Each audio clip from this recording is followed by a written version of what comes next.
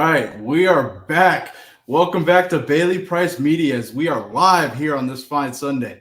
This will be the premiere of the new format of Bailey Price Media. So if you like the channel, be sure to hit that like button, subscribe, and stay tuned as we will be the premier channel for NFL football as NFL season is just 4 Sundays away and college football begins in 20 days. Today, I have former Bears D lineman Tank Johnson joining the show.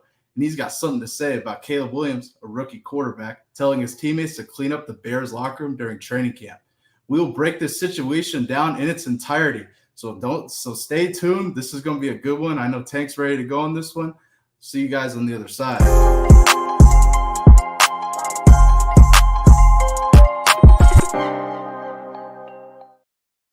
Man, Big Tank, what up, man? I'm honored to have you on here. We're live on this fine Sunday, man. We got quite the situation today. Caleb Williams telling his teammates to clean up the locker room, man. This is I've had quite a couple differing opinions. I've seen it on Twitter. I asked Matt McChesney, who, to be honest with you, went off on Caleb. Went off. Did not like it. He's like, as a rookie quarterback, you can't be doing that. Man, before we get into it, let's just hear your initial thoughts of this before we get started. Oh man, it strikes me as doing too much. You know what I'm saying? Like when you're a rookie, you're supposed to be able to, get your playbook, lead by your actions, right? Like if you're gonna be the leader, let them see you picking up the locker room. You don't gotta tell all these, 35-year-old men with children to pick up their stuff. Man, it's just not gonna sit well with a lot of guys. And I know he might mean well, but if guys got kids, he doesn't want to hear another young person telling him what to do. That's crazy. And before we get into this, obviously he's the number 1 overall pick coming from USC, but he's still a rookie. Can you describe when you're walking into a locker room as a rookie, no matter what draft pick you are, that kind of mentality from veteran to rookie, how that whole ordeal is? Listen, man, when you're a rookie, you're supposed to be like seen and not heard. And, I know that there's this kind of new age deal where they want these young guys to like display these leadership qualities, but he's got it all wrong, man. You got to display those qualities by the older guys seeing you make plays, whether they see you around the facility, weight room, how you do with the cafeteria people, that type of stuff. When those veterans are watching you and you don't know that they're looking at you, that's when you get your cool points. You don't get your cool points by telling everybody to come up and, hey guys, we got to clean the locker room. A lot of guys are going to look at you like a weird ass company man. No doubt. All right, let's break this whole situation down in its entirety because there's a lot to unpack here. Let's begin at the beginning. So Bears free safety Kevin Byard was asked, about Caleb, talking about his work ethic and stuff and him as a player. But he, started talking about how he asked Caleb asked his other teammates to clean up the locker room and et cetera. Take a listen here. Use the hot tub. We all use the cold tub. We all use the bathroom and all the areas. He was like, hey, man, like we're getting a little too sloppy. You know what I'm saying? We're leaving water bottles and towels and all type of things around, man. Like, these custodians have a lot of square footage they have to cover around this whole building. Let's try to help them out by cleaning up after ourselves. And that's just little things, man, because I just think that when you want to be a great player, you always focus on the little details. You know what I mean? Not even just the details of the play, but the details of everything around you. It's this old video of Ed Reed was kind of talking about the year they won the Super Bowl, about how guys were not picking up their towels after the showers. And he was just like, man, how are we going to be great if we can't pick up our towels? And it's just like little things like that just makes the guy special. Like I said, I think Bears fans are in for a treat for a little while with Caleb Williams for sure. Tank, your thoughts on this? Man, it just strikes me as disingenuous, right? So, like, I feel like when there's so much on his shoulders, I think he's trying to, like, again, do too much in the sense of, like, showing that early leadership. And don't get me wrong, right? Like, telling your guys to, like, clean up around them, around the place. You make the job easier on the custodians. Like, that's not bad. So I don't want to get lost on thinking that, like, telling the guys to clean up after themselves, that's not a bad thing. but it's not what you do, it's how you do it. It's not what you say, it's how you say it, especially the veterans who've been in this league, because man, that's the fastest route to get guys to, I don't want to say not follow you or not believe in you, is if they feel that it's disingenuous. Yeah, no, I hear you. And it's tough as a rookie quarterback. And Matt's big point on 0 to 60 was like, hey, and I brought up he's the number one pick, and Matt's like, I don't give a fuck if he's the number one pick. Like, you know what I'm saying? You still are a rookie coming into that locker room. Let me ask you, Byard seemed to, obviously it's a press conference, it's an interview. He's not going to badmouth his quarterback, but he didn't really seem to mind it. He didn't really seem to mind Caleb asking him to clean up and asking his other teammates to clean up. Why do you think that is? I don't know why that is, but I can tell you this. I have yet to find any veteran say, like, wow, he's got command of the practice. He really gets the playbook. He's really throwing the ball amazing. All the stuff that I'm hearing from him is all these like intangibles that, quite honestly, he has more control over than kind of what happens on the field, especially when you're playing against an NFL defense every day. But I'm waiting for someone to come out and full-throatedly say, man, he made 4 or 5 good throws today in practice. He let us down in a 2-minute drill. I just haven't heard that. So the fact that they are finding things to compliment him on and they're so far away from the field, it just makes me nervous as a Bears fan. Yeah, I hear you. Let's move forward here in this whole situation. So former Giants wide receiver Monty Toomer was asked about the situation on a show here. And, oh, boy, he called Caleb Williams Russell Wilson 2.0. Take a listen here. He's Russell Wilson 2.0. Uh-oh. This is not going to go over well. Uh-oh. If you came in the locker room, I've been in this locker room for 8 years, like you said. And some rookie's going to come in who hasn't played one snap. Right. Talking, we're wearing the fingernail polish. Now he's going to come in here and tell me, who've been here, who've been through the struggle, that I need to clean up? No, how about rookie? How about you clean up after me? Right. How about that? Don't give me this crap. What do you think of that? What are your thoughts? Listen, man, I came into this league with guys like Olin Kreutz, Brian Urlacher.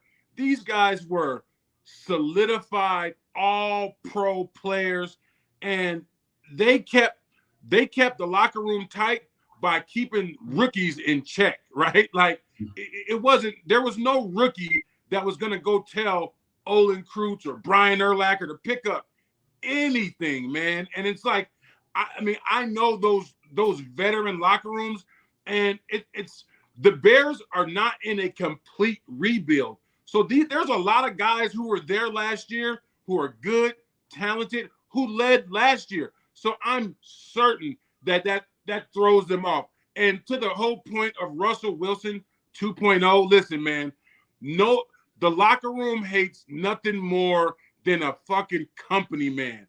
A guy who every time coach is walking by, they want to be, hey, guys, let's do this together. Hey, guys, let's do that together. Guys hate that. And that's why he's getting called Russell 2.0. Man, it's the thing. He doesn't have him and Russell are similar in that aspect. They have the off-the-field antics. Caleb has the fingernail painting and all the other crap, the phone, pink phone, and whatever. Russ has the Subway commercials, the Mr. Ultimate, like all the crap, you know what I'm saying? And I got Russell right above me, you know what I'm saying? But I grew up a Seattle fan, so I appreciate it. He got us a Super Bowl, so, it was nice to watch that growing up. But speaking of those guys that were there last year, I wanted to ask you, before we move on, DJ Moore's extended 4 years, $110 million. What do you think of that? I love it. The Bears are historically stingy with their wallet. The McCaskies, they do not like to pay guys a lot of money. I want to say this guy's like first 8 or 10 years of his whole contract's been fully guaranteed. Yeah. He's signed some amazing deals. Shout out to my old agent, Drew Rosenhaus, and the Rosenhaus Sports Group. Those guys were my guys when I was in the NFL, and I know that they go to bat for their players. And if they got 100-something million, 80-something million, guaranteed out of my hometown Bears, man, that shows that Moore is a player and a stayer. The teams invested in him, and they are showing him that they believe in his future with the Bears. Mm-hmm. No doubt. And before we move on with this Caleb Williams situation, DJ Moore, do you think he's a true number one wide receiver in Chicago? Like, do you think he's a true one? I don't know if he's a true number one. He's like a 1.5 hybrid. He's the kind of guy that in September he can beat you deep, but in December and it's cold, he can get those tough catches and those tough yards. But he's not like a super fast guy, but he's going to break tackles. He's going to get yards after the catch. And I just think he's a complete wide receiver. Does he have the top end speed that, you look at when you talk about a guy like CeeDee Lamb? No. But is he a complete receiver? I liken him to a what's my man Hopkins, DeAndre Hopkins. Mm-hmm. I look at that as like a real comparison. Like Moore and Hopkins, they're going to get it done without the top end speed. No doubt, man. All right, let's move back into this Caleb Williams thing. All right, so we heard Amani Toomer. He called Caleb Russell Wilson 2.0. Obviously, there's a lot of people that share a similar take as Amani's, but his former teammate LeVar Arrington was asked about his comments of calling him Russell Wilson 2.0, and he kind of disagreed and had a different take. Take a listen. That was my teammate. Yeah. I played with Amani Toomer, and I played against Amani Toomer. Listen, I understand people are going to have their ideas of how they view things, but this is not an organization that has won anything in a really, really, really long time. I ultimately feel like it's kind of a weird thing to say when you think about it, that this team or he needs to do more to earn being a leader in this locker room. Well, isn't that doing something? Isn't that taking action? I don't know how it became a story. I would say that becomes an interesting dynamic, a piece of it. Like, I don't want to be embarrassed by it. You know what I mean? Like, I don't want it to become a story like, oh, Caleb Williams told us to clean up after ourselves. But nonetheless, the message is the message. And the clarity of building a standard, if you have a number one draft pick that comes in, like, he's supposed to just be submissive and be a subordinate and not be seen or not be heard from or this, that, and the other as the leadership role of quarterback on the team, like, because he's a rookie. Listen, Amani is a very, very bright dude, super dope dude, but I got to say, I fall on the other side of this one. If somebody's coming in and they're setting a tone and they're setting a standard, I mean, if that's Ray Lewis, are you saying the same thing? Ooh. Man, your thoughts on his comments? Man, let me tell you something. LeVar, a.k.a. my brother Sticks, I respect him to no end. I mean, coming up, Penn State, he was all world, but I just don't agree with him on this one. Listen, there's to my earlier point, there's still nothing coming out of Bears camp about any success between the lines, and that's the problem. The problem is when you don't have that success on the field, you start reaching, okay, well, I haven't had a good practice in 3 or 4 practices, so, hey, guys, let's clean up the locker room. No. How about you throw the ball to the receivers, lead the team on a 2-minute drive to where the reporters are going to say, man, I heard Caleb is looking really good in practice. You would hear that. Mm-hmm. You would hear that. That should not – the first thing you hear should not be about him giving orders to people. That is not – the way you want to do it. Because, again, if you go out there and you throw 2 picks and overthrow a guy, that's going to come back to bite you in the ass. Because guys are going to be like, listen, man, we should have been telling your ass to pick up the laundry. Yeah, no doubt. Shoot, man. Let me ask you, if you're Caleb Williams and you want that done, but you don't want to have this reaction afterwards, what would you do? You just gotta you gotta stay low and keep shooting. That's the whole thing, man. Listen, if you want to be the example, be the example. Mm-hmm. Let a veteran say, you know what, man, I saw Caleb Williams picking up after all of the guys an hour after everyone left, man. Then that might galvanize another guy to go do it and another guy to go do it. But you haven't even earned your stripes to be telling me like real shit. In my generation, which was not very long ago, like it wasn't far-fetched for someone to tell Caleb, man, pick up all this shit and shut up.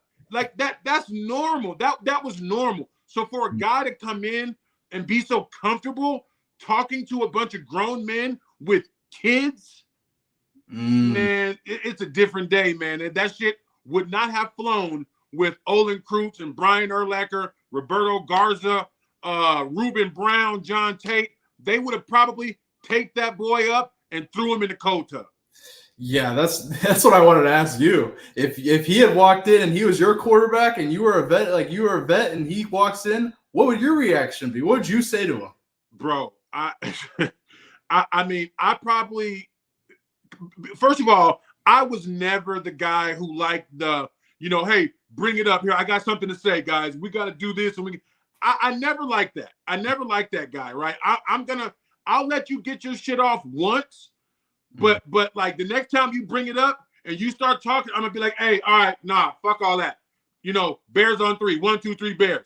If you got something to say, if you want to do something, man, do it with your actions. But you're not about to look all these guys, because we have not been in the fire with you. We have not been in the foxhole when a team is up 14 on us and we got to come back from this thing at halftime and strain the gut and do all that shit.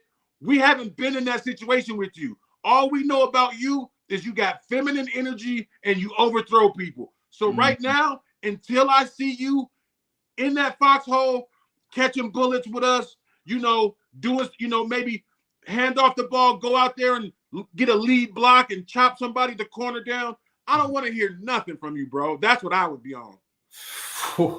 Man, there you have it. Like this seems to be a recurring thing. I see far and few between people saying, "Man, this is fun. This is okay from a rookie quarterback who's my age." Like it makes no sense to me. I gotta ask you, this is my final question about Caleb Williams, and this is a little bit just about his play in general.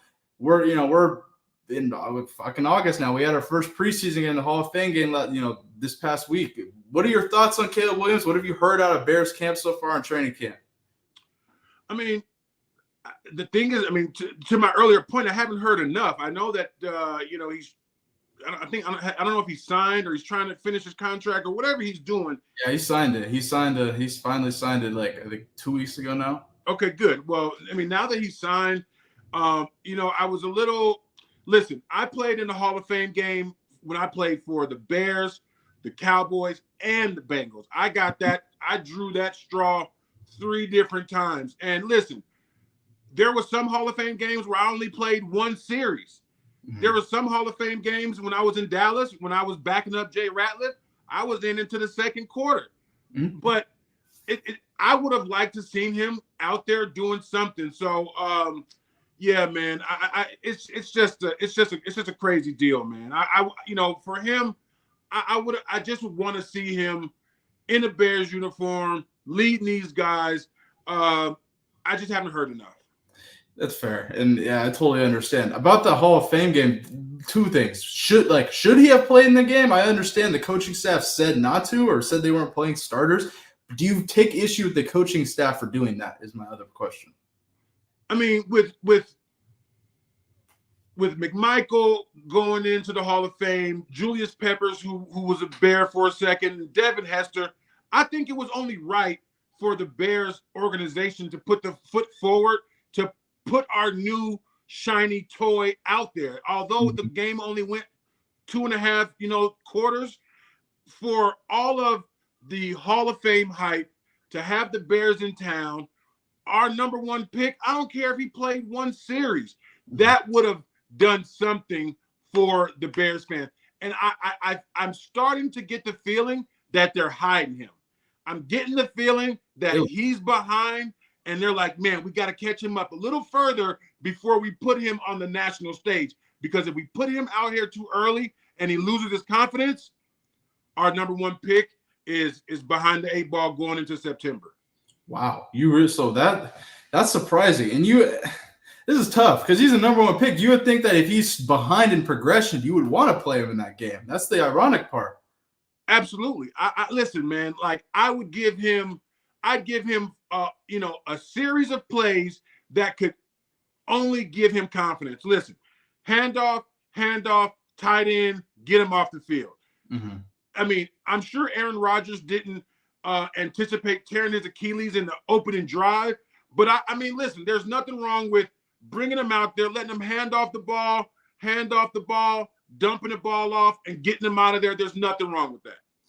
Man, yeah, and I agree with you. I think that they could have played him. I think that they picked the safe option of not playing him for multiple reasons. Him not getting hurt and etc. My final question for you, this is a Bears question here. Steve McMichael obviously is inducted in the Hall of Fame finally.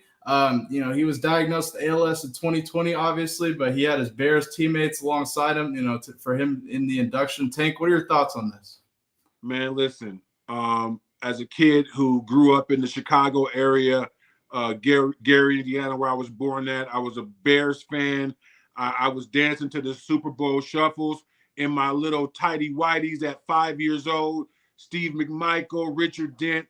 That team is such a part of my family's history, and to see him get into the Hall of Fame, although it's bittersweet, him with a debilitating disease that's gonna take his life. It makes you kind of, like I said, it's bittersweet, man, because he was the life of the locker room. He was the life of the huddle. I mean, he was that guy who everybody, your favorite teammate's favorite teammate. And as a lifelong Bears fan, man, I'm so happy that he got in. The number 99, the same number that I wore, man. I just, man, these guys, I love them, man. They're a part of my collective history. Yeah, and I like seeing this, that they're sticking with them, through no matter what. And so, shout out to Steve McMichael. Congratulations, well deserved, man. Tank, I am honored to have you on this first live edition of Bailey Price Media. It was a great interview, man. You're great. Any final thoughts before we close out here on this fine Sunday? Man, shout out to Bailey Price Media. I am so excited to see what you're going to do with this channel. Everybody like, subscribe, comment, follow Bailey's journey. This is going to be real good. I'm excited for you, brother. Man, he couldn't have said it better. I appreciate all the kind words. For those watching, thank you so much. I appreciate it, man. We're just getting started here. It's our first show here. I think it was really, really good. Go ahead and like, comment. Let us know what you think in the comments below. Let us know what you think of Caleb Williams telling his teammates to clean up the locker room as a rookie quarterback. And we will be back with a new video this week. Thank you all for watching. I'll see you on the other side. Peace.